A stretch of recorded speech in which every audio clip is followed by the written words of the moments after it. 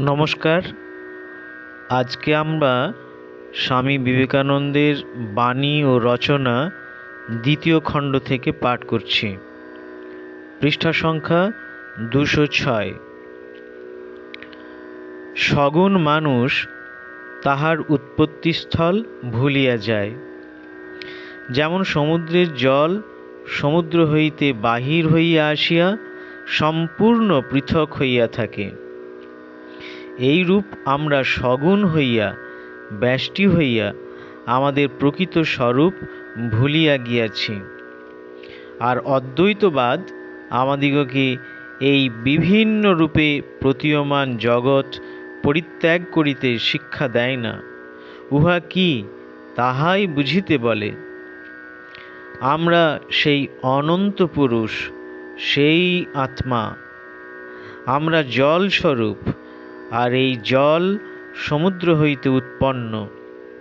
উহার সত্তা সমুদ্রের উপর নির্ভর করিতেছে। আর বাস্তবিকই উহা সমুদ্র, সমুদ্রের অংশ নয়, উহা সমুদ্র স্বরূপ। কারণ যে অনন্ত শক্তিরাশি ব্রহ্মাণ্ডে বর্তমান, তাহার সবটাই তোমার ও আমার।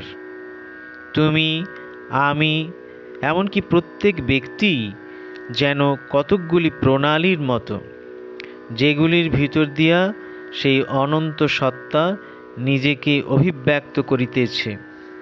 আর এই যে পরিবর্তন সমষ্টিকে আমরা ক্রমবিকাশ নাম দিই, তাহা বাস্তবিক পক্ষে আত্মার নানারূপ শক্তির বিকাশ মাত্র। যে পর্যন্ত না অনন্ত অনুভূত হয়, ততক্ষণ আমরা থামিতে পারিব না।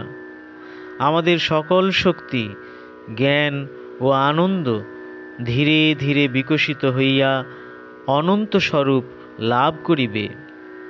অনন্ত সত্তা, অনন্ত শক্তি, অনন্ত আনন্দ আমাদের মধ্যেই রহিয়াছে। ওইগুলি যে আমরা অর্জন করিব তাহা নয়, ওইগুলি আমাদের ভিতরেই রহিয়াছে, প্রকাশ করিতে হইবে মাত্র। ওম নমঃ শ্রী জ্যোতিরাজায় বিবেকানন্দ সুরায় সচ্চিৎ সুখ স্বরূপায় স্বামিনে তাপহারিণে।